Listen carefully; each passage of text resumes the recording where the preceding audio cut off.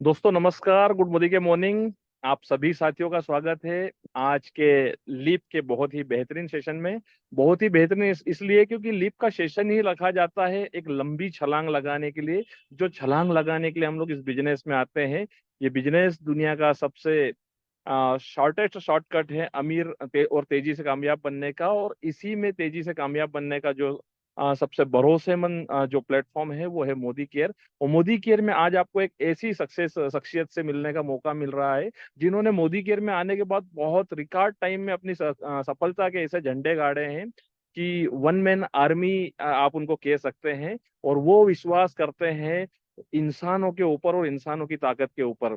And मैं आपको short में अगर उनके बारे में बताऊं तो एक ऐसी परिस्थिति में उनका जन्म हुआ था जहां पर ये कहने के लिए उनके पास पर्याप्त गुंजाइश थी कि मेरे पास किसी भी प्रकार की अपॉर्चुनिटी नहीं है, मैं बहुत गरीब बैकग्राउंड में पैदा हुआ हूं, मेरे पास कोई भी फाइनेंशियल मेंटल स्पिरिचुअल कोई भी बैकअप नहीं है, तो मैं जीवन में कुछ नहीं कर सकता। और यकीन मानिए दोस्तों, उनको कोई भी दोष नहीं देता अगर वो उस बहाने को लेकर बैठ जाते। पर उन्होंने अपने आप पे भरोसा किया, उन्होंने ईश्वर पे भरोसा किया, उन्होंने आई हुई अपॉर्चुनिटी पे भरोसा किया और अपने जीवन में जो आने वाली प्रॉब्लम्स होती है उनको उन्होंने रास्ता बनाया, उनकी सीढ़ियां बनाई और उन सीढ़ियों पर चढ़ते चढ़ते चढ़ते आज सफलता के शिखर पे चले गए हैं। उनका ये मानना होता है कि इंसान के जीवन में जो सफलता आती है वो उसको बिल्ड नहीं करती है। एक इंसान की स्थायी सफलता बिल्ड होती है उसके जीवन में आने वाले सेटबैक्स के द्वारा, उसके जीवन में आने वाले उतार चढ़ाव के द्वारा, उसके जीवन में अचानक आ जाने वाले एक ऐसे को इंसिडेंट्स के द्वारा जो उसको नर्वस कर देते हैं या जो उसको डरने पर मजबूर कर देते हैं कि यार मैं आगे बढ़ूंगा या नहीं बढ़ूंगा। और उन्हीं चीजों को उन्होंने अपना टूल बनाया और आज सफलता के ऐसे झंडे गाड़ते हैं। और उनके जीवन का एक ही मकसद है, वो की लाइफ को काफी समय से जी रहे हैं। आज उनके जीवन का एक ही मकसद है लोगों की लाइफ में वैल्यू एड करना और उनको भी वो जिंदगी देना जो जिंदगी वो लोग पाना चाहते हैं, जो जिंदगी वो डिजर्व करते हैं और वो डिजर्व करने लायक बनाना चाहते हैं।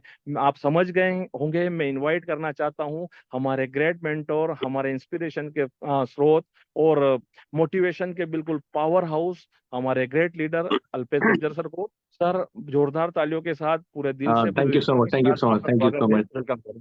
Thank you so much Akhilesh ji. And welcome all of you. भूतल की इस बेहतरीन अपॉर्चुनिटी में आप सभी का स्वागत है। मैं अल्पेश हसमुख भाई गज्जर मोदी के इंडिया को पिछले 10 साल से प्रेजेंट कर रहा हूँ। ये this is my 11th year running. और 11 साल में पहुंचते पहुंचते 14 to 15 करोड़ रुपीज मैंने अर्न किए हैं। 4 गाड़ियां जिसमें एक जगुआर है। टीम में लगभग 400 कार्स जिसमें सारी ब्रांड्स अवेलेबल है। एंड 70% महिलाओं ने खरीदी है। Foreign trips London, Moscow, Turkey, Malaysia, Singapore, Australia, Dubai, Bangkok, पता है मतलब कई कंट्रीज हम दो दो तीन तीन बार जाके आए और अभी जा रहे हैं। और टीम से लगभग लगभग 1500 से 2000 लोगों का फॉरेन ट्रिप्स। ये अचीवमेंट है डायरेक्ट सेलिंग का। और आज बात हो रही है कि डायरेक्ट सेलिंग क्या है और डायरेक्ट सेलिंग में मोदी केयर ही सबसे अच्छा क्यों है। देखो, आज मैं मोदी केयर कर रहा हूं तो डेफिनेटली मैं फेवर करूंगा कि मोदी केयर अच्छा है। लेकिन आपको ये सोचना चाहिए, जब मैंने एंटर किया था मोदी केयर में तब मैंने क्या सोच के एंटर किया था। तो डेफिनेटली आपका यही मंतव्य होगा कि कोई भी घर पे आया होगा, उसने मुझे प्रोडक्ट डेमोन्स्ट्रेशन दिया होगा और मैंने मोदी केयर को स्टार्ट कर दिया होगा। नॉट एट ऑल, ऐसा कुछ भी नहीं हुआ था। और जब मैं मोदी केयर में आया तब मैं मुझे दूसरी कंपनी से, मतलब मुझे अभी भी याद है, मेरी वो कंपनी में 3.5 साल काम किए थे, लगभग 1.5 करोड़ कमाए थे। और 3 साल के टीडीएस उस कंपनी के भी मेरे पास आज है। 3 साल की मेरी इनकम थी 1,20,30,793 रुपये। तो वो कंपनी के नाम से इनकम टैक्स डिपार्टमेंट का 26 AS मेरे पास सेव्ड है। तो मैं आपको ये कहना नहीं चाहता मैं बहुत पैसे कमाया। मैं ये कहना चाहता हूं कि जब मैंने मोदी केयर को चूज किया तो मैं इनफ मैच्योर था किसी कंपनी को चूज करने के लिए। ओके, अब सिर्फ मैं सक्सेस बन गया, मैंने 14-15 करोड़ रुपए अर्न किए या मेरी टीम में लोग कमा रहे हैं, सिर्फ इसीलिए ये कंपनी सही साबित नहीं हो जाती। क्योंकि जब आप इस मीटिंग को छोड़ेंगे तो ऐसे ऐसे आपको कई हॉल्स में बुलाए जाएंगे, ऐसी कई मीटिंग्स में बुलाए जाएंगे। और वहां भी लोगों के पास बाहर जैगुआर, बीएमडब्ल्यू, ऑडी, मर्सिडीज खड़ी होगी। वहां भी कोट पहने हुए मोटिवेशनल स्पीकर्स आपको मिलेंगे, अच्छे वक्ता मिलेंगे। वहां भी बेचारे वो लोग भी दिल से बात करते हैं क्योंकि उनको पता ही नहीं होता कि उनको जो समझाया गया है वो सच है या गलत है। तो जिसे हम कहते हैं कि इन्फ्लुएंस में आ जाना विदाउट कॉमन सेंस यूज किए हुए। तो मैं आज कॉमन सेंस की बात करूंगा। तो मैंने ये जो कुछ अचीव किया ड्यूरिंग दैट, मैंने एक भी व्यक्ति को नुकसान नहीं पहुंचाया। ये मेरा सबसे पहला अचीवमेंट है। क्यों? क्योंकि मैंने किसी को इन्वेस्टमेंट नहीं करवाया। तो जिस डायरेक्ट सेलिंग की आप बात कर रहे हो, जो जेन्यून कंपनी होती है, वो कभी आपको इन्वेस्टमेंट कराते ही नहीं।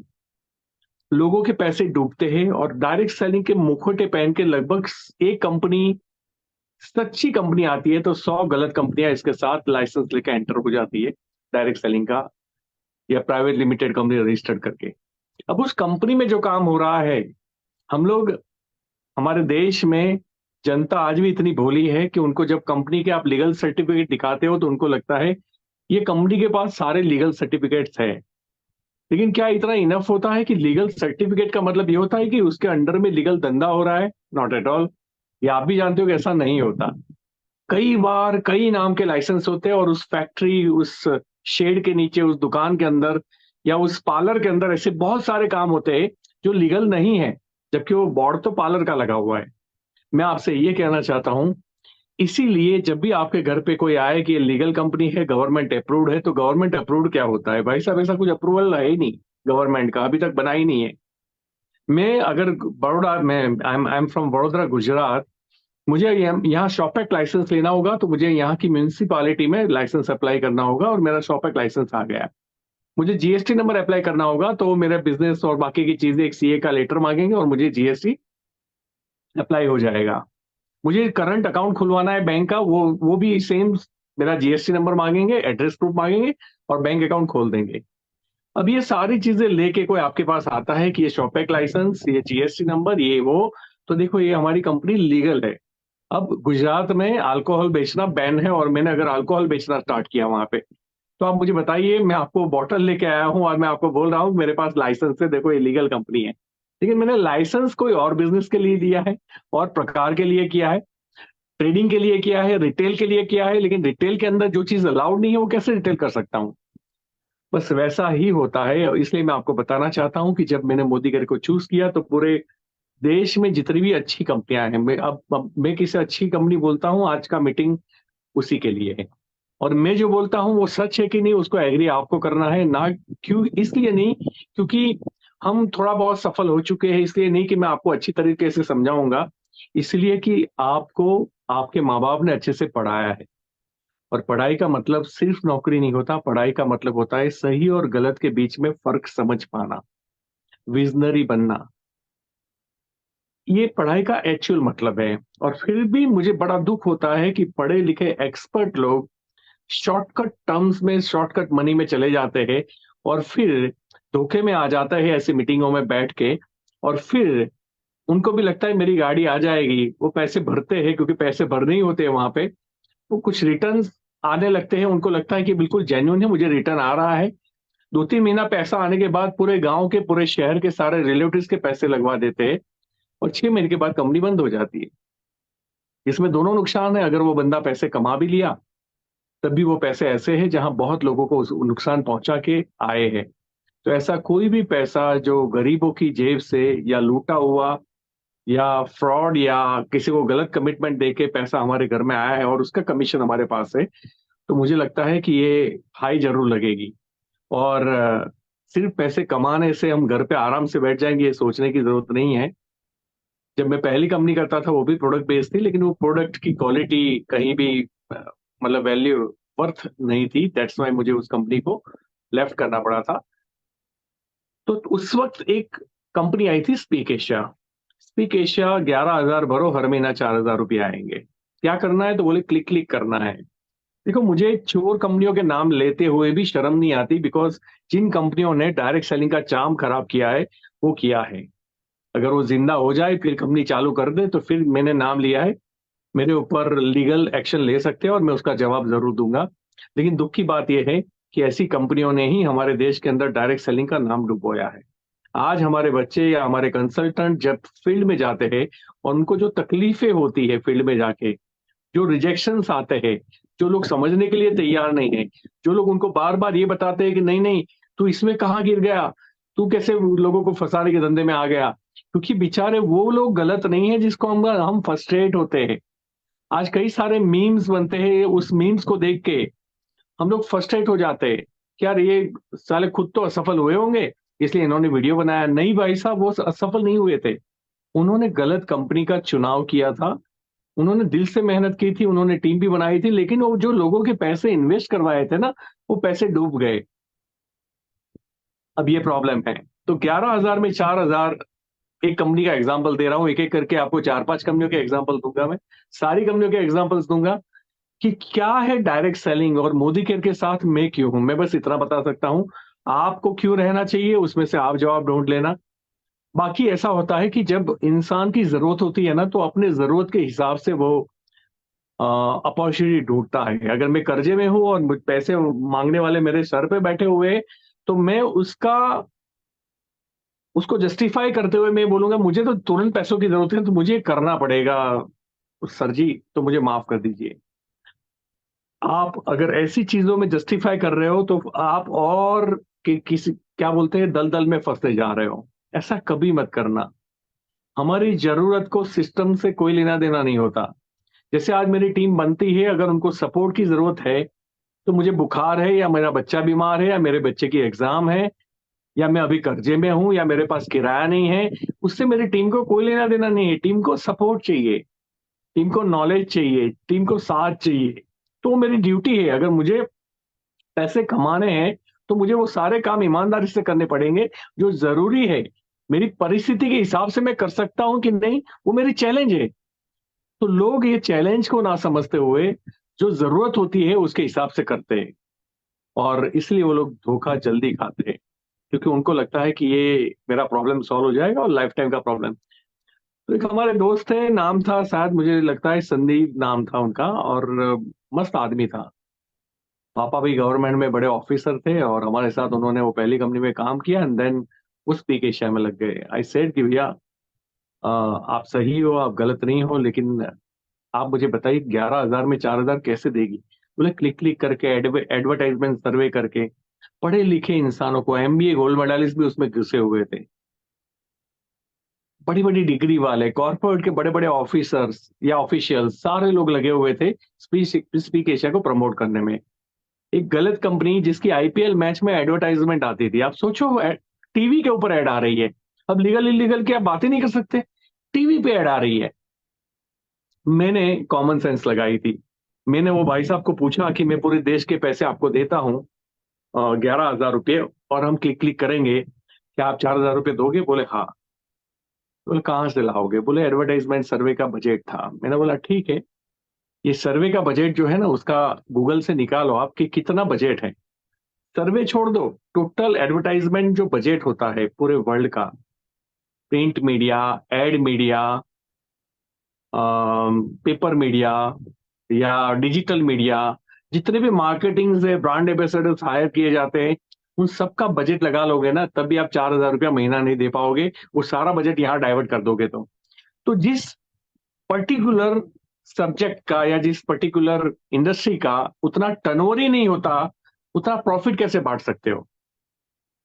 तो सर खुजाने लगा था, बोले आप नहीं समझोगे, फॉरेन में लोग एटीएम के बाहर सर्वे लेके $100 हाथ में थमा देते हैं। मैंने बोला फॉरेन में ड्राइवर की सैलरी 4-5 लाख रुपए होती है, इसका मतलब यहाँ 4-5 देगा तो मूर्ख है। अमेरिका की कंपनी इंडिया में आके भी ड्राइवर को 15,000 ही देती है या 25,000 ही देती है, जो मतलब जिस शहर में जो रेट चलता है वही देती है। हम तो अमेरिका से आए हैं, हम मल्टीनेशनल कंपनी है, तो हम 5 लाख रुपए देंगे। ऐसा कॉमन सेंस तो लगाओ भाई साहब। जो चीज अमेरिका में 5 लाख में हो और यहाँ 25 में मिलती हो, तो अमेरिका वाले आके भी उसको 5 लाख नहीं देंगे, 25,000 ही देंगे। तो ये प्रॉब्लम थी, लोगों के कॉमन सेंस का अभाव। वो कंपनी डूबी। वो आदमी मुझे हर महीने फोन करता था, अभी तुम्हारा कितना चेक? मैंने बोला मेरा वही 5 से 7 लाख रुपया है, 8 लाख रुपया है, 10 लाख रुपया है। वो मेरा भी 8 हो गया, मेरा भी 10 हो गया, मेरा भी 15 हो गया, मेरा 20 हो गया। एंड देन आफ्टर पता चला कि भाई पुलिस का डब्बा आया और उनको लेके चला गया, क्योंकि वो कंपनी बंद हो गई। जब कंपनी बंद हुई तो जो लोग जिन्होंने पैसे वहां लगाए थे, उनकी ऑफिस में भीड़ होती थी, उन्हीं लोगों ने केस कर दिए। अब आप मुझे बताइए, जो आज हमें टफ पड़ रहा है मार्केट के अंदर जाना और रिजल्ट नहीं मिलना, लोग नेगेटिव हो जाना, तो सबसे पहला कारण है, उसको नेगेटिव करने वाले वही लोग हैं जिन्होंने गलत कंपनियों को साथ दिया था, और वो आज खुद समझने के लिए तैयार नहीं है। हमारे एक दोस्त थे जो ऐसे शुरुआती तौर पे मेरे साथ मोदी केयर में थे, फिर एक कंपनी में गए, फिर दूसरी में गए, फिर तीसरी में गए, फिर पैसे इन्वेस्ट करने वाली कंपनी में गए, और देन अब उन्होंने कसम खाई है कि मैं डायरेक्ट सेलिंग नहीं करूंगा। आप मुझे बताइए, मोदी केयर में रहते तो क्या होता? आज हमारे साथ उन्हीं के साथ वाले लोग जो है 2 लाख, 5 लाख, 3 लाख, 1,50,000 कमा तो रहे हैं, खुश है, लेकिन वो शॉर्ट टर्म गेन। अब प्रोडक्ट बेस्ड ऐसे लोगों को राज नहीं आती, क्योंकि प्रोडक्ट बेस्ड टाइम मांगता है। प्रोडक्ट बेस में क्विट करने वाले लोग कभी भी जीत नहीं सकते। हम मोदी केयर में बाद में आएंगे, पहले मैं आपको बताता हूं कि लोग क्यों बिजनेस छोड़ते हैं। उनको कभी किसी ने समझाया नहीं कि एक बिजनेस है और बिजनेस सीखना पड़ता है। यहाँ एक्सपीरियंस का सर्टिफिकेट हम लोग डिमांड नहीं करते, एक्सपीरियंस हमें नहीं चाहिए, लेकिन प्रॉब्लम यह है कि यहाँ सीखना पड़ता है, और सीखने के लिए एक दिन में नहीं सीखा जाता कोई भी चीज। मैं आपको सिंपली सी 2-4 चीजें बताऊं कि अगर आपको आईटी इंजीनियर बनना है, सॉफ्टवेयर इंजीनियर बनना है, या डॉक्टर साहब बनना है, या आपको चार्टर्ड अकाउंटेंट बनना है, कुछ भी, इलेक्ट्रिक सिविल इंजीनियर बनना है, इलेक्ट्रिकल इंजीनियर बनना है, आपने कॉलेज में एडमिशन लिया और 2 साल के बाद छोड़ के आ गए, आप कौन सी डिग्री ले पाओगे? एक भी नहीं। कहीं भी जिसका जो समय होता है वो हमें देना पड़ता है, और लोग समय देने के लिए तैयार नहीं है। कुछ लोग हैं हमारे साथ जो 5 साल से है, 7 साल से है, और फिर भी वो इज्जत वाला चेक उनका नहीं है, क्योंकि उनके काम के अंदर कंसिस्टेंसी नहीं है, वो फोकस्ड नहीं है, और राइट बिहेवियर नहीं है, राइट नॉलेज नहीं है। वो आज भी लोगों को अप्रोच करने में शर्माते हैं। इतनी बड़ी 140 करोड़ की जनता में उनका ये प्रॉब्लम है कि लोग नहीं मिलते। तो थोड़ा अजीब सा लगता है, ये हमने बैरियर्स बना लिए हैं। मतलब मेरी टीम में हर प्रकार के लोग होते हैं, हर एक की टीम में हर प्रकार के लोग होते हैं, हर एक की डिफरेंट डिफरेंट मानसिकता होती है। आप एक से बात करते हो तो बोले अब कोई आता ही नहीं, आता है तो खरीदता ही नहीं, खरीदता है तो दोबारा खरीदता ही नहीं, थोड़े दिन काम करता है फिर छोड़ देता है। एक दूसरा आदमी आता है जो मोटिवेटेड है, हर महीना ग्रो कर रहा है, उसकी जवान डिफरेंट होती है। उसी शहर में, उसी एरिया में रह के वो बोलता है अब मुझे अच्छे अच्छे लोग मिल गए हैं, मेरा बिजनेस ग्रो हो रहा है, हर महीना में ग्रो कर रहा हूं, अगले महीने से ये महीना एक एलपी बिल एक बढ़ गया है। वहां मुझे समझ में आता है कि बैरियर्स मार्केट में नहीं है, बैरियर्स परिस्थिति में नहीं है, बैरियर्स हमारी सोच में आ गया है। और जब तक इसको हम नहीं तोड़ेंगे, तब तक हम सही कंपनी के अंदर सफल नहीं बन सकते, क्योंकि सही कंपनी का पहला प्रॉब्लम है जल्दी पैसे नहीं आना। अब इसका मतलब पैसे नहीं आना नहीं है। जब हम तो गुजरात में रहते हैं, तो आपको पता होगा गुजरात में लोग बिजनेस ज्यादा पसंद करते हैं, और बिजनेस में उनकी एक बात उनके दादा ने, चाचा ने फंसाई हुई होती है कि बेटा 3 साल गादी तपानी पड़ेगी। इसका मतलब होता है 3 years you have to wait for the success. मतलब 3 साल तक तुझे ठोकरें खानी पड़ेगी, हो सकता है तुझे घर के पैसे लगाने पड़े, हो सकता है तू माइनस में जाए, ब्रेक इवन आए, लेकिन you have to wait for 3 years अगर बिजनेस को सेट करना है तो। अब ये जो 3 साल सैटरडे संडे नहीं करता काम, 3 साल मूड आए तब ऑफिस ओपन नहीं करता या दुकान ओपन नहीं करता, ये 3 साल 365 दिन में लगभग लगभग 350 दिन, लगभग लगभग 325 दिन लगातार, या 300 दिन लगातार वो जाता है, सुबह से शाम तक बैठता है और बिजनेस को ड्राइव करता है। क्या डायरेक्ट सेलिंग में आपको लगता है कि लोग ऐसा करते हैं? तो डेफिनेटली मैं बोलूंगा कोई नहीं करता, एक नहीं, कोई नहीं करता, कोई नहीं करता, बात को मानिए। क्योंकि ये बिजनेस को हम प्रायोरिटी नहीं देते। प्रायोरिटी देते हैं तब कंसिस्टेंसी नहीं देते। थोड़ा मोटिवेट हो गए, स्टार्ट किया, 1 2 3 4 दिन हमारा फ्यूल चला, 1 2 3 4 ना सुन ली, फिर लगता है this is not my cup of T, या मेरे वहां ऐसा है, हमारे बड़ौदा में ऐसा है, बहुत कंपनियां नेगेटिव करके चली गई, लोग जुड़ना नहीं चाहते। हमारी बॉम्बे की लाइफ बड़ी फास्ट है, और यहाँ पे लोग मिलना मुश्किल है, और बॉम्बे बिल्ड करना बड़ा मुश्किल है। आपको पता नहीं होगा, बॉम्बे कैपिटल है डायरेक्ट सेलिंग का। और अगर आप बोल रहे हो कि बॉम्बे मुश्किल है, तो कैसे मुश्किल है? सबसे डेंस सिटी है। ऐसे ऐसे आलस्य खाते हो ना तो 10 लोग गिर जाते हैं, आप हाथ भी नहीं फैला सकते कहीं खड़े रह के, इतनी जनता है वहां पे। और हम, ये नजरिए की प्रॉब्लम है, नजर की प्रॉब्लम नहीं है, नजरिए की प्रॉब्लम है। और नजर की प्रॉब्लम ठीक हो सकती है, नजरिए की प्रॉब्लम ठीक नहीं हो सकती, वो हमारी जिंदगी को ठीक कर देता है। इसीलिए हमें डायमेंशन सही तरीके से सोचना पड़ेगा। तो ये एक गलत कंपनी आई। मैं गलत कंपनियों के बारे में इसलिए आपको बता रहा हूं कि कल जब आप यहाँ काम करोगे तो ऐसे बहुत लोग आएंगे जो शॉर्ट टर्म आपको ऑफर करेंगे और आप लालच में आओगे और आपको लगेगा यहाँ जिंदगी बन जाएगी। और याद रखना, वहां नहीं बनेगी उसका तो मुझे पक्का भरोसा है। लेकिन वहां बनने के बाद आप पीछे वापिस मोदी केयर में भी नहीं आओगे, ये प्रॉब्लम है। क्योंकि आपको फिर कई लोगों को ईगो क्लैशिश होगा कि अब मैं वापिस क्यों जाऊं। और कई लोगों को लगेगा अब नहीं करना है यार, ये लाइन में ही नहीं जाना है, कुछ और ही कर लेता हूं अपने जीवन में। कुछ और कर लोगे, हो सकता है वहां सफल बन जाओ, लेकिन ये लाइफ नहीं रहेगी जो डायरेक्ट सेलिंग के एक सही लीडर की रहती है। और लाइफ का मतलब समय की आजादी, लाइफ का मतलब पैसे खर्च करने की आजादी, लाइफ का मतलब पूरा रिस्पेक्ट मिलना। मतलब मैं हमेशा जब मेरे जो कोई फ्रेंड्स आते हैं तो मैं उनको बोलता हूँ कि आपको मोदी केयर इसलिए नहीं करना है कि इसमें बहुत पैसा है। मोदी केयर इसलिए करना है क्योंकि इसमें जिंदगी है। और जिंदगी का मतलब क्या है ना, वो आज का इंसान शायद ही कभी समझ पाए। बिकॉज बचपन पढ़ाई में चला जाता है, जवानी भी पढ़ाई और नौकरी खोजने में और नौकरी करने में चली जाती है, और ये 60 साल तक यही करता रहता है। यानी उनका पूरा जीवन पैसे कमाने में व्यस्त होता है। और 60 साल के बाद जब वो रिटायर्ड होते हैं और पीछे मुड़ के देखता है तो बोले मैं तो कभी जिया ही नहीं लाइफ में। और जीने का टाइम आया तो शायद मेरे पास वो ऊर्जा नहीं है, वो एनर्जी नहीं है कि मैं चिल्ला पाऊं, पहाड़ों के ऊपर चढ़ पाऊं, बारिश के अंदर भीग पाऊं, दौड़ पाऊं। कुछ भी नहीं बचा है। और इसीलिए अगर आज आप समझ लिए कि वाई मोदी केयर, तो मेरा ये मानना है कि 3 से 5 साल के बाद आपके पास पैसा मुझे नहीं पता कितना होगा, लेकिन जिंदगी होगी। और जिंदगी के लिए ये बिजनेस को करना है, ये बहुत इंपॉर्टेंट है। मैं जो फील करता हूँ आपके साथ शेयर कर रहा हूँ, ये मैंने किसी बुक में नहीं पढ़ा है। व्हाट आई फील, क्योंकि मैंने ट्रेडिशनल में 14 साल काम किया है। मैं एक व्यापारी था, मेरा 7-8 करोड़ का टर्नओवर था, 20-25 आदमी काम करते थे, पानी का ग्लास भी टेबल पे आता था। और वहां भी प्रॉब्लम और चैलेंजेस देखे हैं।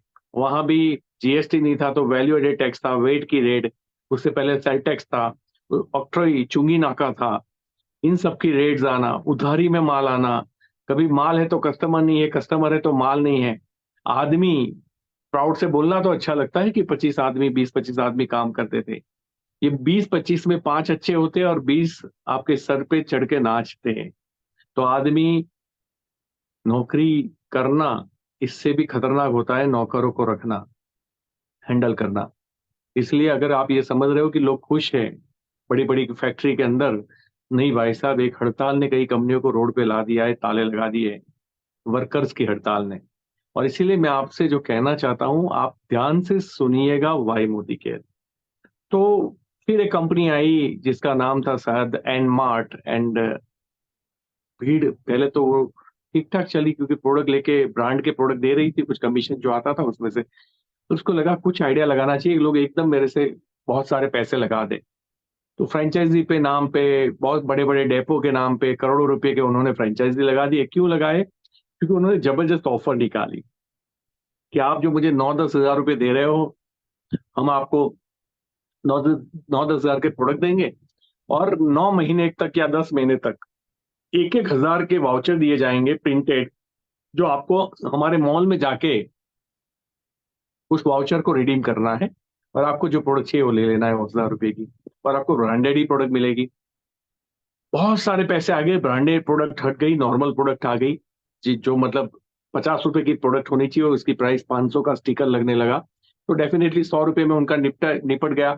लेकिन फ्लो बहुत आया और एकाएक कंपनी बंद हुई। तो जो लोग ये सोच के पैसे लगाए थे कि अभी तो जो प्रोडक्ट आती है ले लेते हैं, वो 9 महीने 9 हजार और आएंगे, वो चले गए। फिर एक कंपनी आई सैलरी प्लान लेके जिसका नाम था फ्यूचर मेकर। और डेफिनेटली क्या उद्देश्य से स्टार्ट किया होगा, होगा उनका अच्छा उद्देश्य। अभी केसेस चल रहे हैं और 20 से 25 हजार करोड़ का गफन हुआ सैलरी प्लान था।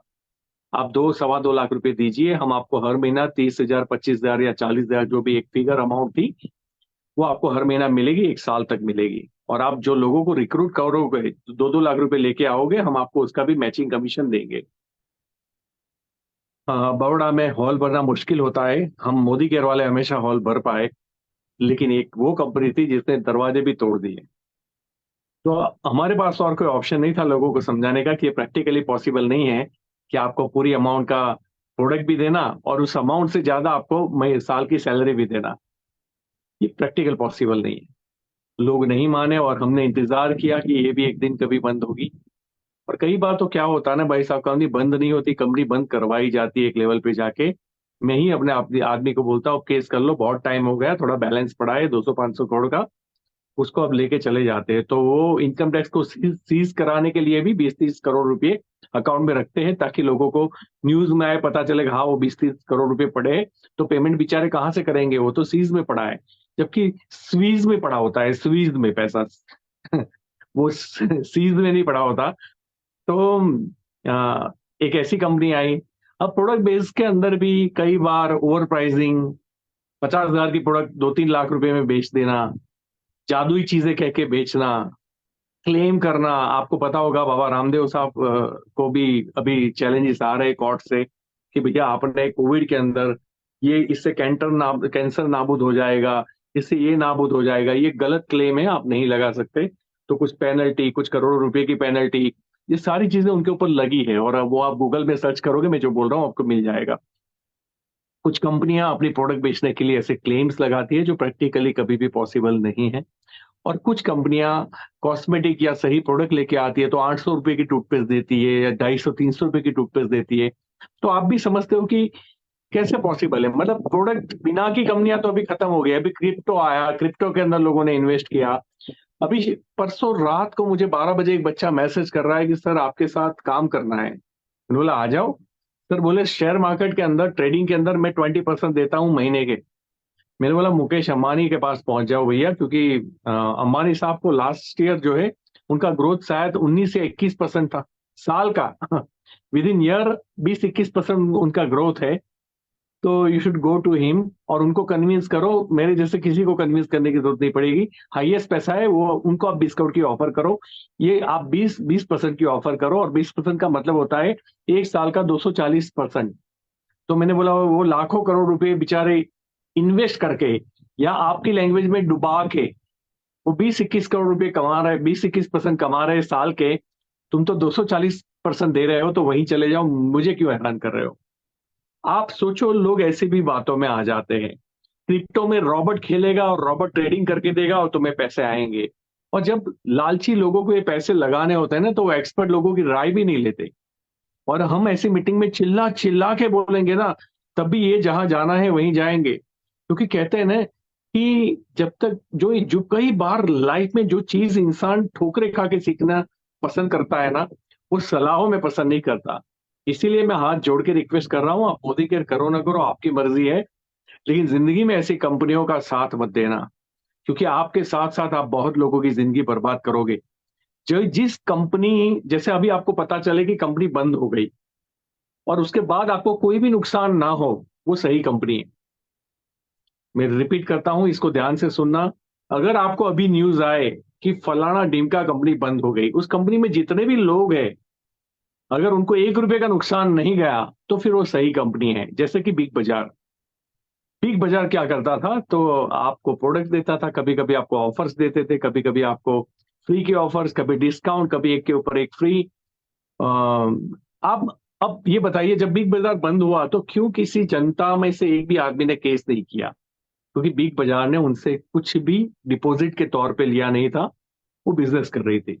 और मैं आपको बता दूं बड़ी खुशी की बात, मोदी केयर वही कर रहा है कि वो ऑफर्स भी दे रहे हैं, डिस्काउंट्स भी दे रहे हैं, एक के ऊपर एक फ्री भी दे रहे हैं, बहुत कुछ दे रहे हैं। जो जो ऑफर्स उनके निकलते वो दे रहे हैं। लेकिन अगर कल नहीं भी है तो कोई फर्क नहीं पड़ता, क्योंकि आपने जो पैसा दिया उसके सामने आपको प्रोडक्ट मिल गया है। तो आप मेरी बात को बहुत जल्दी समझ गए होंगे कि मैं कहना क्या चाहता हूं। अब बात क्या आती है कि यहाँ चैलेंजेस ये है कि आप सीखोगे नहीं तब तक आपको पैसा मिलेगा नहीं। और सीख के जब तक आप मैदान में नहीं जाओगे, आप सीखोगे नहीं। क्योंकि थियरिकल ट्रेनिंग्स यहाँ पे इतनी इफेक्टिव नहीं होती जितना प्रैक्टिकल आप काम करके जो चीज अर्न करते हो। क्योंकि मैं आपको टेक्निकली मजबूत बना सकता हूं, लेकिन आपको कॉन्फिडेंट नहीं बना सकता। कॉन्फिडेंट आप तब बनोगे जब आप लोगों से मिलोगे, लोगों की हाँ सुनोगे ना सुनोगे, हर प्रकार के रिजेक्शंस को झेलोगे, आप 100-200 प्रेजेंटेशंस अपने हाथों से करोगे, डेमोन्स्ट्रेशंस अपने हाथों से करोगे, और उससे क्या होगा, आपका बहुत सारा क्या बोलते हैं एक्सपीरियंस डेवलप होगा। क्योंकि मैंने आपको इस बार कुछ क्वेश्चन किया कि भैया आपकी प्रोडक्ट महंगी क्यों है, ये वाली प्रोडक्ट महंगी क्यों है। मैं अपलाइन के पास जाऊंगा या पढ़ाई करूंगा कि मार्केट में जो है उससे हमारी प्रोडक्ट में अलग क्या है, कौन कौन सी चीजें एक्स्ट्रा डाली है जिसकी वजह से हमारा प्रोडक्ट 10-20% ज्यादा कॉस्टली हो रहा है। तो एक तो तरीका होता है मैं उनको लॉयल्टी वॉयल्टी समझा के 50% में समझा दूं। दूसरा तरीका मेरे पास पहले से होगा, अब जब भी मैं जाऊंगा तो मैं बोलूंगा भैया ये जो है ना, ये मोबाइल, आपके पास मोबाइल है वो अच्छा है, लेकिन इस मोबाइल के अंदर आप चांद की भी फोटो खींच सकते हो। ये मोबाइल के अंदर आप एआई का उपयोग कर सकते हो। ये मोबाइल आप जैसे बोलते जाओगे ट्रांसलेट करके आपको सीधा, मतलब जो एक एक्स्ट्रा फीचर है, इसके कैमरे का जो पिक्सल्स है, उसकी बैटरी है, कुछ तो रैम है, कुछ तो मेरा अलग होगा, तभी तो वो 10% 20% ज्यादा है।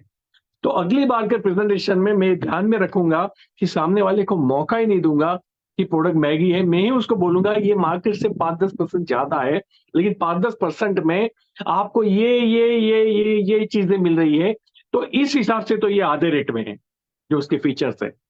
तो ये मेरा कॉन्फिडेंस डेवलप होगा, मेरा नॉलेज से कॉन्फिडेंस डेवलप होगा, लेकिन नॉलेज को वापरना पड़ेगा, यूटिलाइज करना पड़ेगा, फील्ड में जाना पड़ेगा।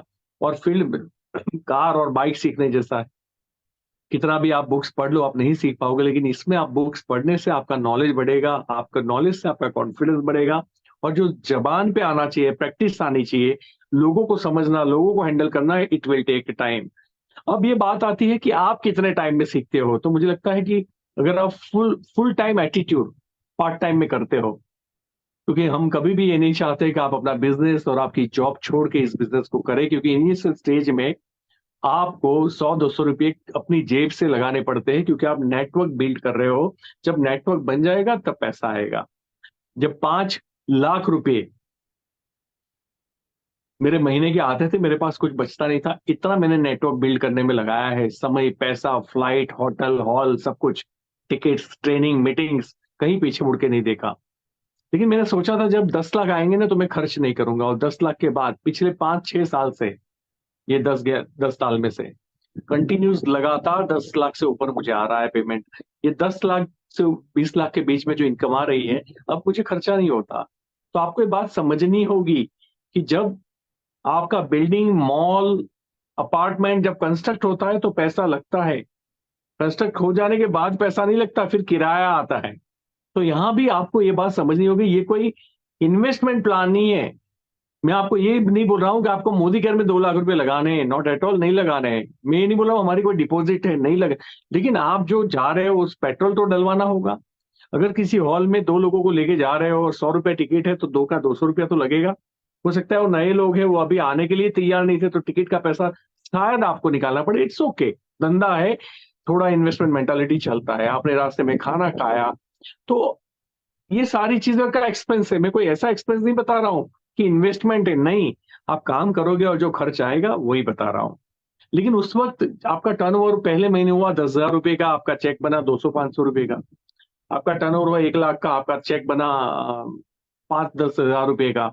तो डिमोरलाइज नहीं होना है, क्योंकि अभी आपकी टीम बन रही है। जो मैं सीखा हूं मुझे टीम को सिखाना पड़ेगा।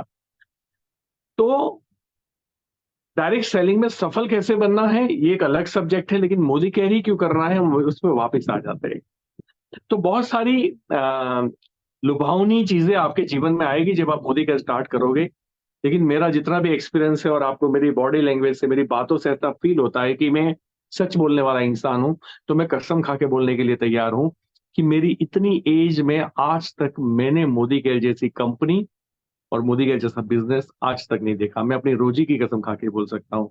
इसलिए नहीं क्योंकि मैं कर रहा हूं, इसलिए क्योंकि प्रोडक्ट की क्वालिटी, प्रोडक्ट की जो रेंज है, वास्ट रेंज है। मतलब ऐसा हो ही नहीं सकता कि झोपड़पट्टी से लेके बड़े महल तक का आदमी इसके अंदर से खरीदी ना कर पाए। प्रैक्टिकल पॉसिबल नहीं है। वो आपका दुश्मन है, आपका हित नहीं चाहता है और ना खरीदे तो बात अलग है। उसको आगे धोखा हुआ है और वो आंखें खोल के देखने के लिए तैयार नहीं है, वो बात अलग है, वो उसकी अपनी पर्सनल सोच है। लेकिन हर इंसान तो ऐसा नहीं होगा।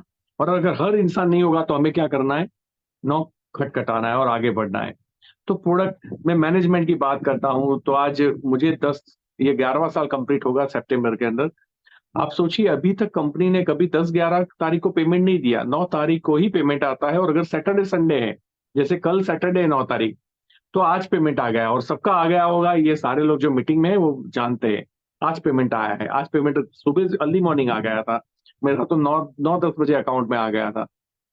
तो पेमेंट टाइम पे करने वाली ईमानदार कंपनी, प्रोडक्ट की क्वालिटी में कोई कॉम्प्रोमाइज नहीं करने वाली कंपनी, अपने एथिक्स पे खड़े रहने वाली कंपनी, बुरे वक्त में टीम के साथ, राज्यों के साथ और देश के साथ खड़े रहने वाली कंपनी, जिसका एकमात्र उद्देश्य है कि मैं लोगों को आजाद करना चाहता हूं। मतलब आजाद, आप देखोगे तो मिस्टर मोदी हर मीटिंग के अंदर तिरंगा लेके आते हैं, ये आपको पता होगा। और उसका रीजन ये है कि वो देश प्रेमी है और देश के लिए कुछ करना चाहते हैं।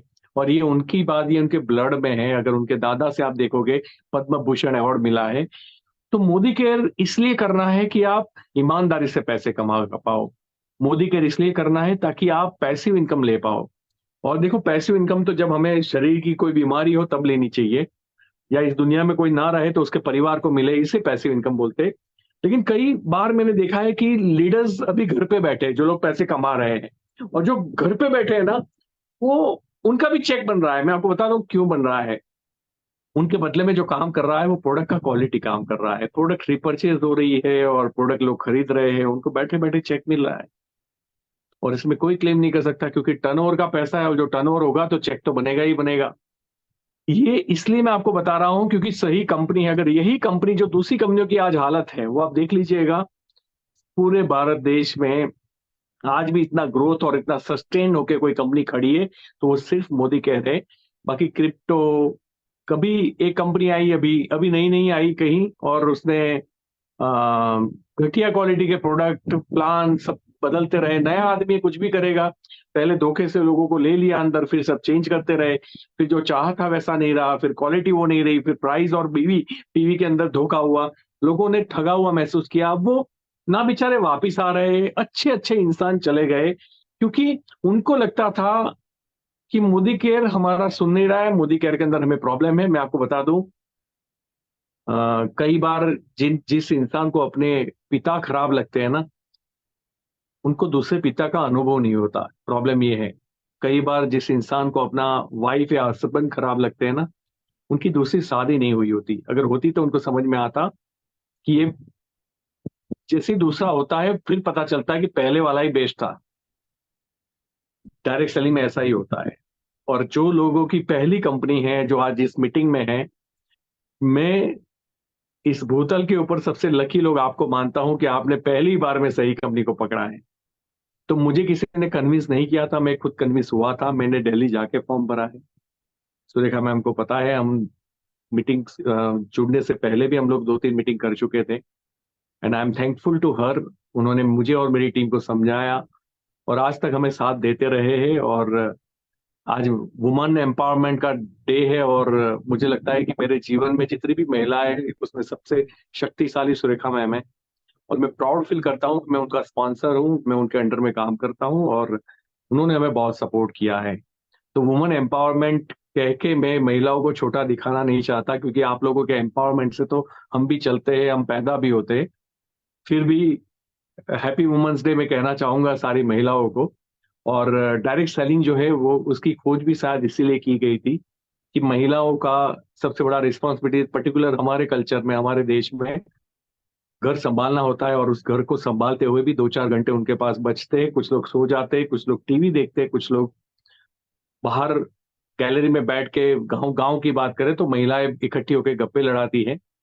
और ये सारी जो 3 जगह वेस्टिंग हो रहा था, तीनों खराब था। टीवी भी खराब था, गप्पे लड़ाना भी खराब है, और जरूरत से ज्यादा सोना भी खराब है। तो अपॉर्चुनिटी ढूंढी गई भैया। और इसीलिए वर्ल्ड में आप देखोगे तो वुमन का रेशियो हाईएस्ट है डायरेक्ट सेलिंग के अंदर। और आज आज हमारी टीम में भी एक कार आई है, तो अभी हम इनोग्रेट करके आए, तो वो भी महिला ने खरीदी है। मेरी टीम में टॉप 10 अर्नर्स है, उसमें 9 महिलाएं हैं। मर्सिडीज, BMW, ऑडी, जगुआर जितनी भी खरीदी है सारी महिलाओं के पास है। तो क्यों है? क्योंकि सही कंपनी उन्होंने चुना। मोदी केयर में जाने के बाद अगर कोई आईडी छोड़ के चला गया, जैसे मेरे और सुरेखा मैम के बीच में मेरा एक दोस्त था, उस बिजनेस को लीव करके चले गए। वो दोस्त की आईडी अगर आज भी चालू रखते हैं हम उसको, तो पता है आपको कितने का चेक बन रहा है अभी? 30 लाख रुपीज, 30 लाख रुपया। लेकिन वो जहां भी गए उनको वहां कंफर्टेबल नहीं आया। फिर उनको शायद जरूर ये फील हुआ होगा जो मैंने आपको बोला कि वो इससे तो मोदी के ठीक था। उसका रीजन क्या है कि जब हम चेंज करते थे पता चलते, तो प्लीज मैं आपसे रिक्वेस्ट करना चाहूंगा, ऐसे टेस्ट लगाने मत जाइएगा, किसी की इन्फ्लुएंस में मत आइएगा। मार्केट को नेगेटिव इन्हीं लोगों ने किया है जो गलत कंपनियों को बढ़ावा देते हैं। और जब रील बनती है ना तो नेटवर्कर्स बड़े दुखी हो जाते हैं। ये लोग मजाक बन के अपने वीडियो वायरल करते हैं, और इसमें फेलियर लोग बहुत है इस भारत देश में। मेरे सुरेखा मैम जैसे सफल लोग अगर ढूंढे जाओगे तो उंगली पे मिलेंगे आपको, 1000 में मिलेंगे, 2000 में, 5000, 10,000 में मिल जाएंगे। लेकिन अगर फेलियर की बात करोगे, पैसे खोए हुए लोगों की बात करोगे, तो 50 करोड़ लोग मिलेंगे। तो फटाफट वो लोग इतने नेगेटिव है कि तुरंत डालेंगे, हाँ मेरे साथ भी धोखा हुआ, हाँ मुझे भी एक कोट वाला आया था, बीएमडब्ल्यू की बातें कर रहा था। एंड देन वो क्यों कर रहा है? क्योंकि उसको अभी तक ये पता ही नहीं है कि सही कंपनी क्या है और गलत कंपनी क्या है। और गलत कंपनियों ने जाम खराब कर दिया है डायरेक्ट सेलिंग का। और डेफिनेटली जब बड़े बड़े यूट्यूबर्स ने उसके ऊपर आवाज उठाई तो मुझे अच्छा लगा। लेकिन बड़ी दुख की बात है कि उनके अंदर अच्छे यूट्यूबर्स के मुंह से भी कभी कभी गलत बात निकल जाती है कि भैया ऊपर जो बैठा है 100 करोड़ में से 12 करोड़ उसको मिल रहे हैं। नहीं मिलते भाई साहब, मैं 100 करोड़ का धंधा करता हूँ और मुझे साल के 1.5-2 करोड़ मिलते हैं। और ये किसी और ने नहीं बोला था, संदीप महेश्वरी जी ने बोला था। और आप सोचिए उनको खुद को, वो डायरेक्ट अच्छी डायरेक्ट सेलिंग कंपनी की फेवर जरूर कर रहे थे, लेकिन उनको पूरा नॉलेज नहीं था और उनको लगा कि नीचे वाले पैसे ही नहीं कमाते। तो भैया डीमार्ट, जो डीमार्ट है, डीमार्ट, उसमें पता है नीचे वाले कितने लोग हैं? ये पूरी 140 करोड़ जनता है। 1 रुपए का चेक नहीं बनता। कभी आपने पूछा डीमार्ट को कि हमारा चेक क्यों नहीं बेचते घर पे? तो जो खरीद रहा है उसको तो चेक कहाँ से मिलेगा? दुनिया में हर जगह, जैसे हमारी मोदी केयर कंपनी है तो उसके अंदर एक ही ऑफिसर है जिसको बोलते हैं चीफ ऑपरेटिंग ऑफिसर, सीओओ। तो उनका पैकेज हो सकता है 1 करोड़ का हो, लेकिन क्या एरिया सेल्स मैनेजर का भी रहेगा? जो एमएलसी के फ्रंट में जो बच्चे बैठते हैं, एक एक ऑफिस के अंदर 10-10 बच्चे, क्या उनका भी रहेगा? Not at all. तो नीचे के लेवल पे बहुत बड़ी मात्रा होती है और ऊपर के लेवल हमेशा किसी भी लाइन के अंदर बहुत कम लोग होते हैं। फिर टर्नओवर की बात करता हूँ, ये बिजनेस टर्नओवर पे चलता है। कई लोग जो पहले जुड़ते हैं वो कमाते हैं नहीं।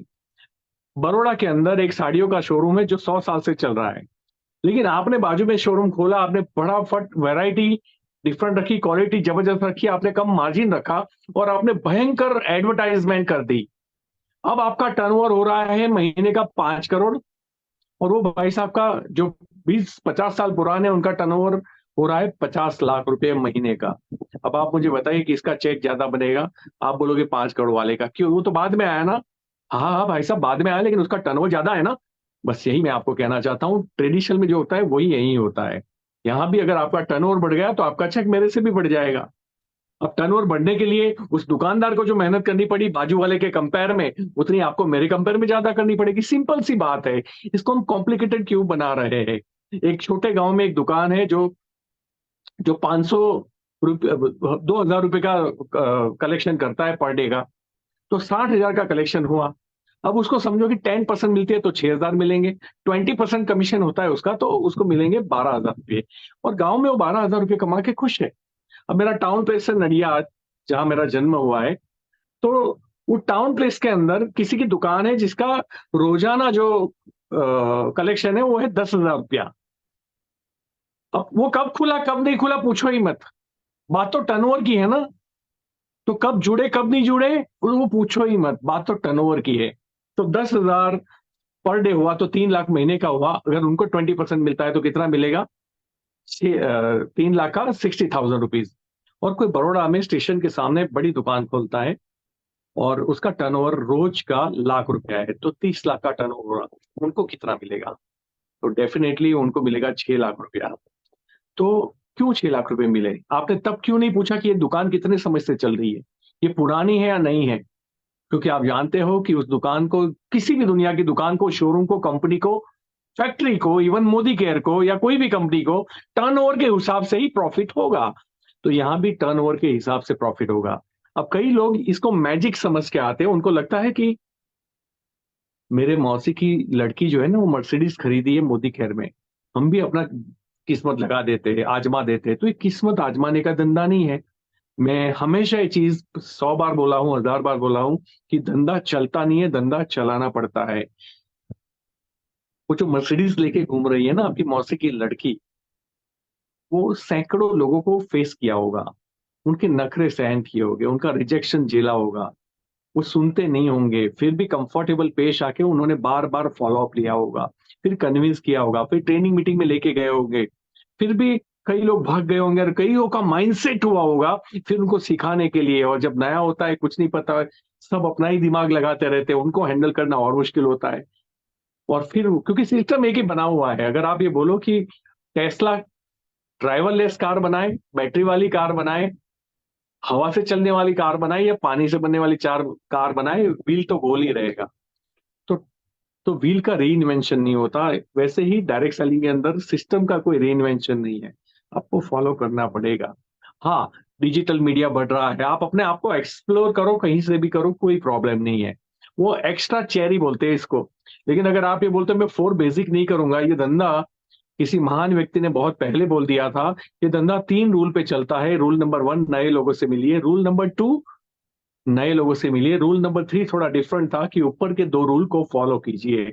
और दुख की बात है कि लोग लोगों से मिल ही नहीं रहे हैं, अपनी प्रोडक्ट को शेयर ही नहीं कर रहे, खुद ईमानदारी से यूज नहीं कर रहे हैं, तो कहाँ से सेल्स होगा? कन्विक्शन का मतलब मैं जो बिलीव करता हूं ना, सेल्स का मतलब, कन्विक्शन का मतलब मैं जो बिलीव करता हूं ना, वो आपसे मनवाऊं, आपके अंदर उस बिलीव को ट्रांसफर करूं।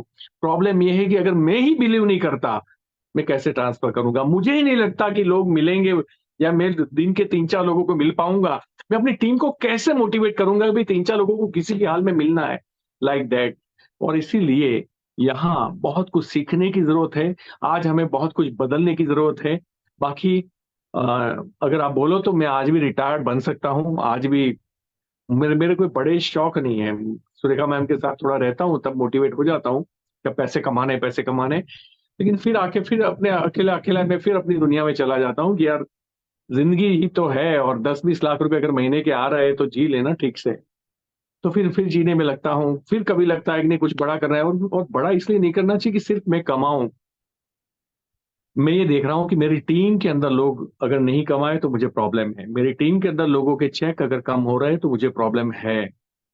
और इसीलिए शायद सुरेखा मैम और मैंने पिछले कई सालों में हमने इतनी बात नहीं की होगी जितना हम 3 महीने से बात कर रहे हैं, क्योंकि हम लोग सीरियस है आप लोगों को सफल बनाने को लेकर, आपकी सक्सेस को लेके, आपकी ग्रोथ को लेके, और नॉट इवन सिर्फ आपकी ग्रोथ को लेके, हम मोदी केयर की ग्रोथ को लेके भी तत्पर है। क्योंकि मोदी केयर है तो हम है, मैं इस चीज को मानता हूं।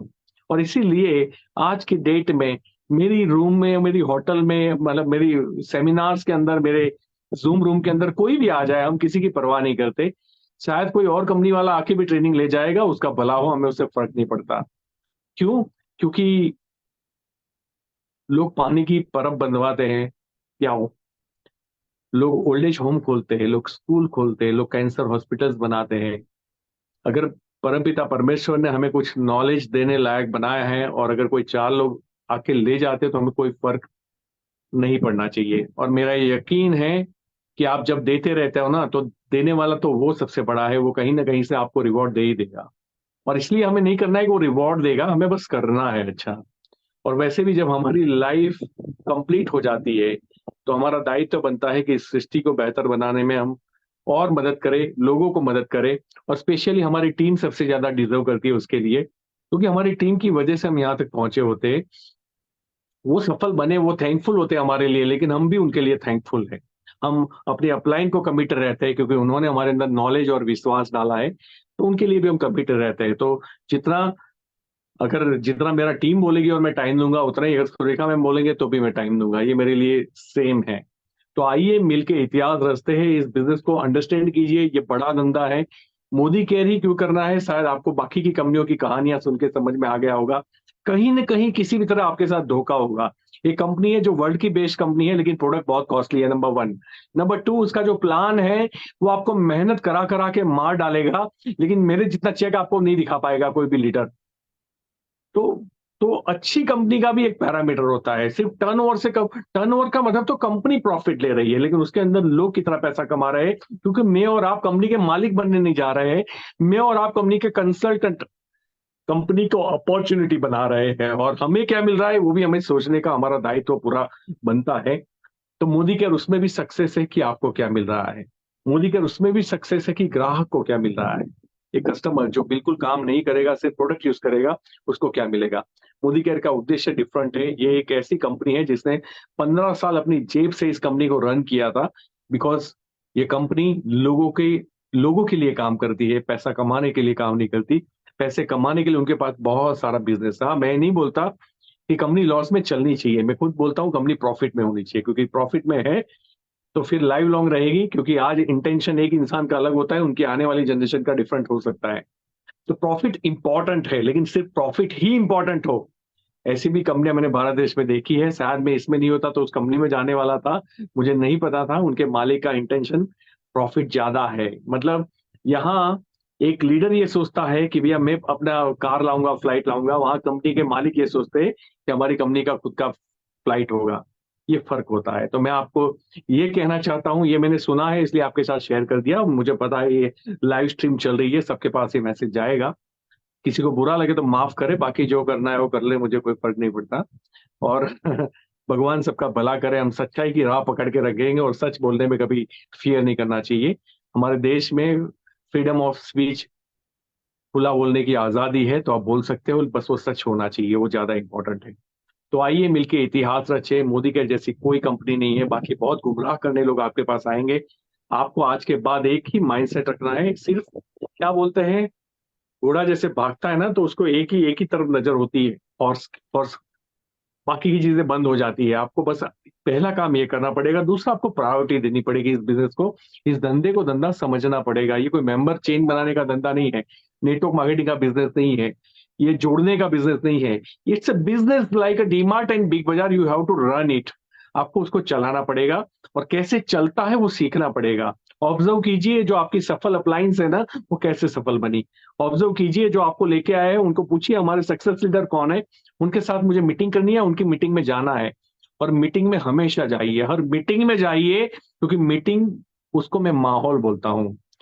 और जो लोग माहौल में नहीं रहते उनकी मौत निश्चित होती है। मैंने बहुत टैलेंटेड मेरे दोस्त आए और चले गए, टैलेंटेड मेरे दोस्त आए और चले गए, आए और चले गए।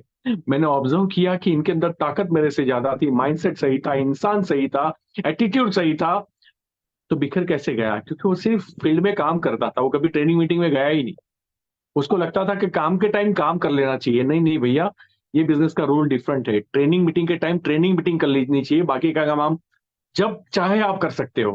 तो ट्रेनिंग मीटिंग्स को मैंने प्रायोरिटी दी, मैं लोगों को भर भर के लेके गया, क्योंकि मेरी ताकत नहीं थी इनिशियल स्टेज में लोगों को कन्विंस करने की, लेकिन बड़े माहौल में लोगों की ताकत थी, और वो वहां लोग जो है वो कन्विंस हो जाते थे। और ये नस मैंने बहुत जल्दी पकड़ ली थी। तो मैं ट्रेनिंग मीटिंग्स को बहुत इंपॉर्टेंस देता हूँ, डेमोस्ट्रेशन को, प्रोडक्ट डेमोस्ट्रेशन को बहुत इंपॉर्टेंस देता हूँ। मेरी जीत के अंदर ये सबसे बड़े दो हथियार है। और अपलाइन को फॉलो करना। अपलाइन कई बार जब हमारी बहस भी होती है तो सुरेखा मैम जो बोलते हैं वो आखिरी में फाइनल हो जाता है। तो मैं ज्यादा लॉजिक नहीं लगाता, मैं अपनी बातें रख देता हूँ उनके सामने। शायद उनको ठीक लगे और डिसीजन चेंज करे तो ठीक है, अगर नहीं किया दैट मीन्स वो मेरे से ज्यादा बड़ा सोच सकते हैं। मैं 10-20 लाख पे हूँ, वो 1 करोड़ पे है। और अगर मतलब मैं 20वें माले पे हूँ, वो 100वें माले पे है। और 100वें माले पे जो पिक्चर दिखता है ना, वो 20वें माले से नहीं दिखता।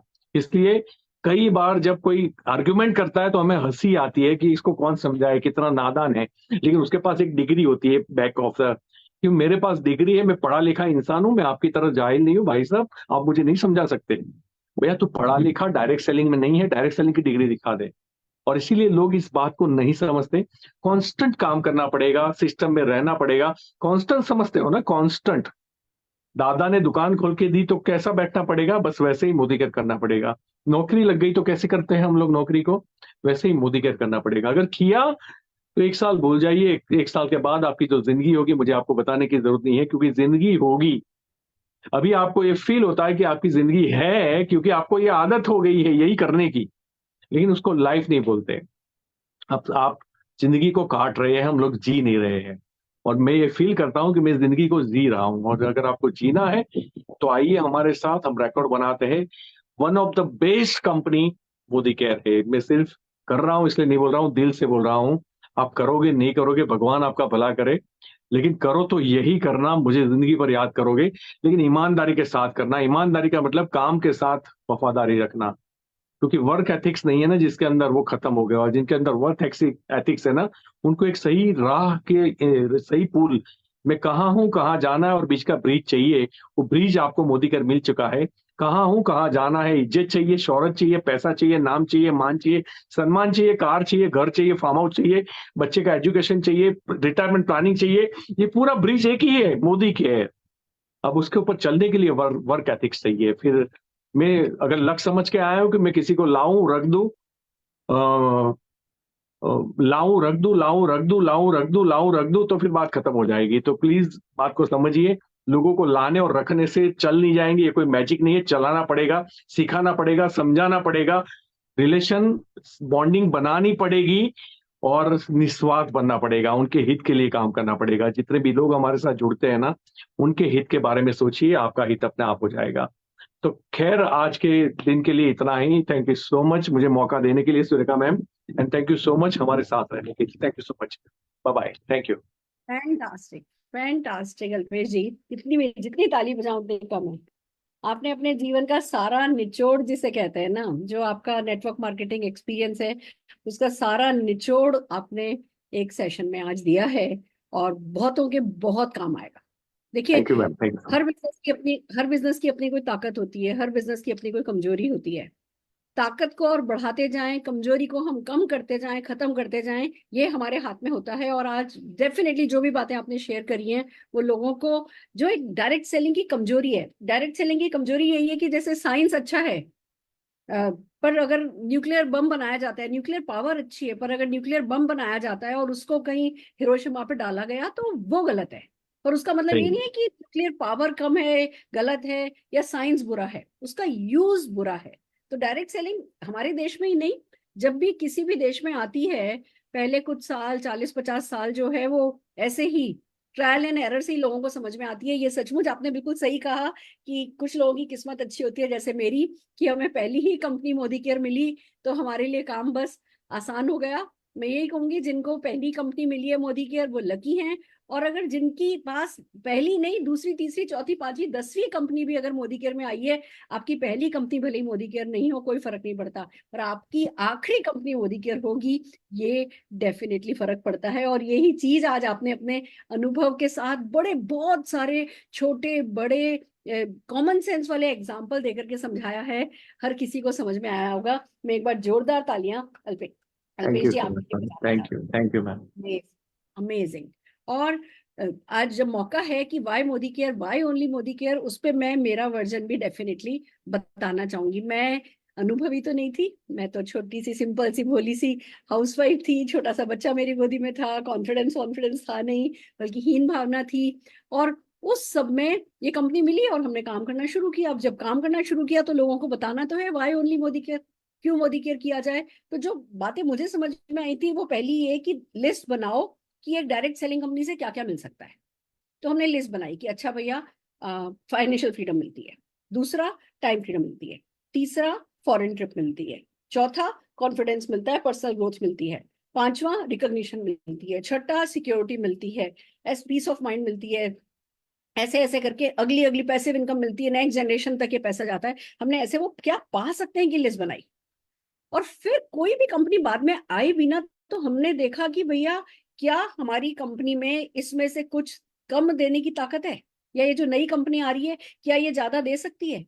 बिलीव मी, ये फॉर्मूला बहुत काम आया। तब ज्यादा समझ तो थी नहीं, ज्यादा हमें वैसे भी ना, मैं क्या करती हूँ, अब जैसे भी इंस्टा पे भी आजकल बहुत पोस्ट आती है, कोई नेटवर्कर है ना जो फेलियर है वो उठता है, बुराइयां करता है। मैं तो अगर कहीं पे फीड में मुझे कोई डायरेक्ट सेलिंग की बुराई का ब का भी इतना भी सुनाई देता है ना, मैं उसको बंद कर देती हूँ। तो इंस्टाग्राम को पता चल जाता है, सोशल मीडिया को पता चल जाता है कि मेरे को ऐसी किसी भी चीज में इंटरेस्ट नहीं है। क्या होता है, एक वीडियो भी हम पूरा देख लेना तो वो हमें वैसी वैसी वीडियो दिखाते हैं, जबरदस्ती हमारा दिमाग करप्ट करते हैं। तो शुरू से ही मैंने ये रखा कि कोई कुछ भी बोले, होगा अच्छा होगा बुरा होगा, अपने घर का होगा, मुझे तो ये पता है कि भैया मोदी है, मेरी पहली कंपनी है, मेरी आखिरी कंपनी है, कभी किसी को सुना ही नहीं।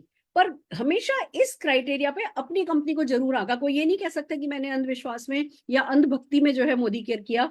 आफ्टर ऑल मैं एक डॉक्टर हूँ बाय क्वालिफिकेशन, वो भी मैं अगर लोगों को पता नहीं है तो बता दूं, मैंने स्टेटिस्टिक्स में पीएचडी करी है। अकाउंटिंग में मेरी एमफिल थी। तो जो अकाउंटिंग कहते हैं ना, गणित गणित की डॉक्टर हूं मैं।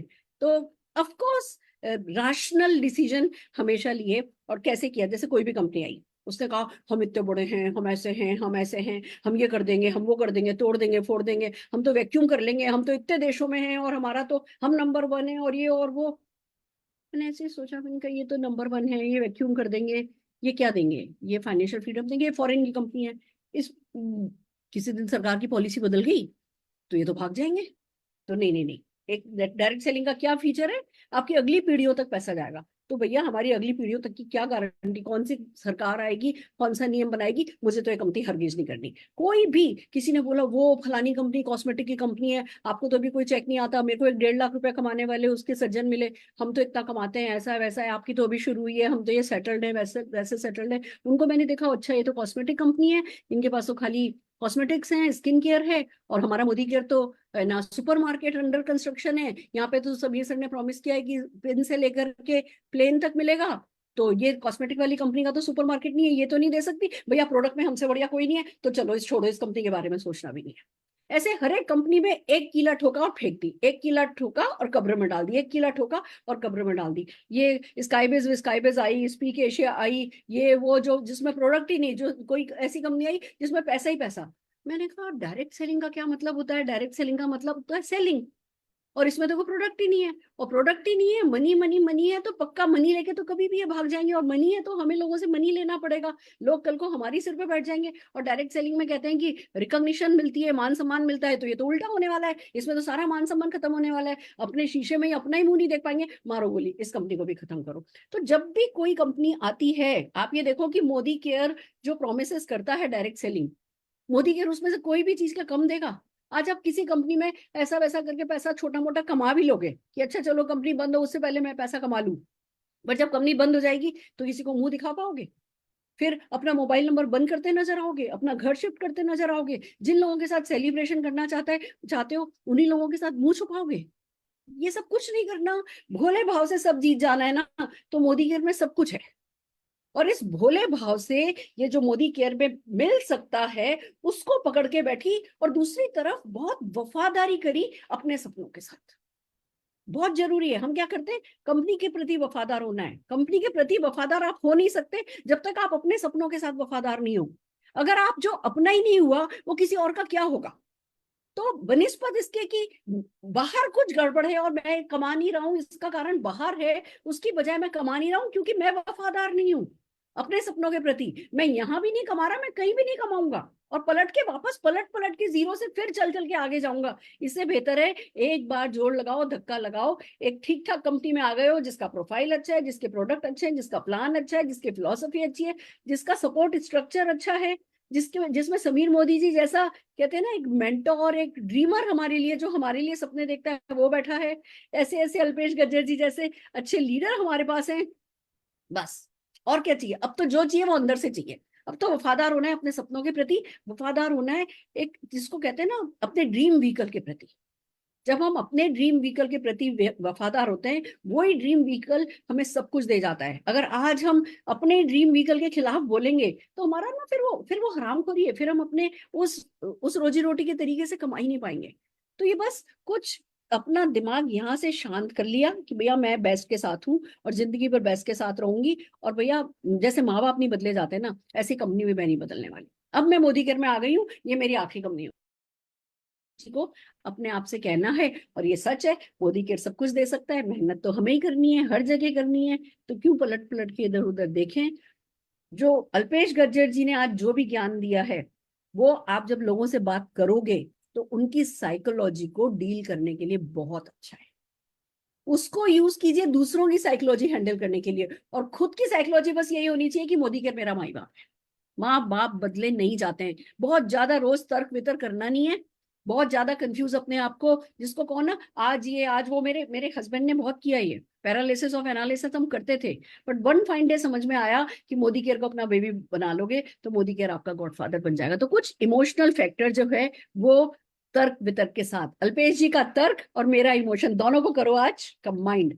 अल्पेश जी क्योंकि एक बिजनेसमैन है तो वो बिल्कुल बिजनेसमैन की सोच के साथ सोचते हैं, जिसको जो कि इस समय आज की मार्केट की हालत में इस आज की इस सेशन को उनके मैं चाहूंगी आप कम से कम 3-4 बार देखें, क्योंकि जो दुनिया हमने देखी नहीं, जिस दुनिया के बारे में हमें पता नहीं ना, उस दुनिया की जानकारी नहीं होती, पर आप 3-4 बार इस सेशन को सुनेंगे तो आपको समझ में आएगा कि अच्छा मार्केट का एक मार्केट खराब करने वाली कंपनियां हैं, तो फिर खराब मार्केट से हमें डरना नहीं है, क्योंकि अच्छे मार्केट वाली भी, अच्छी कंपनियों वाला मार्केट भी यही है, और इसी मार्केट में सक्सेसफुल होने वाले लोगों की भी कमी नहीं है। वही सक्सेसफुल पर्सन आप बनने वाले हो। आपको सिर्फ अपने साथ वफादार होकर के लगातार, जैसा कि अल्पेश जी ने सिखाया, एक्शन करना है, फिर पैसा भी मिलेगा, फॉरेन ट्रिप भी मिलेगी, आपके बच्चों को भी मिलेगी, बच्चों के बच्चों को भी मिलेगी, उन बच्चों के बच्चों के बच्चों को भी मिलेगी। कोई सपना ऐसा नहीं है, कोई चीज ऐसी नहीं है जिसकी आपकी अगली 10 पीढ़ियों के पास कोई कमी होने वाली है।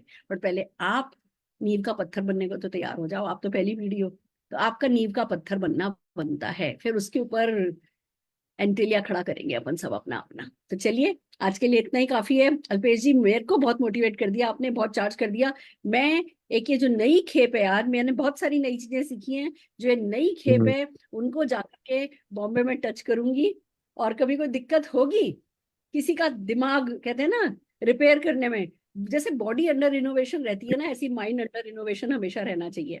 तो अगर मेरे को माइंड रिनोवेशन की कोई भी जरूरत होगी तो अल्पेश जी मैं डेफिनेटली आपको कॉल करूंगी। जी और मैम। आप जो सजेशन देते हैं, आप जो भी सजेशन देते हैं, हमेशा उसके पीछे बहुत बड़ा साइंस होता है, बहुत लॉजिक होता है।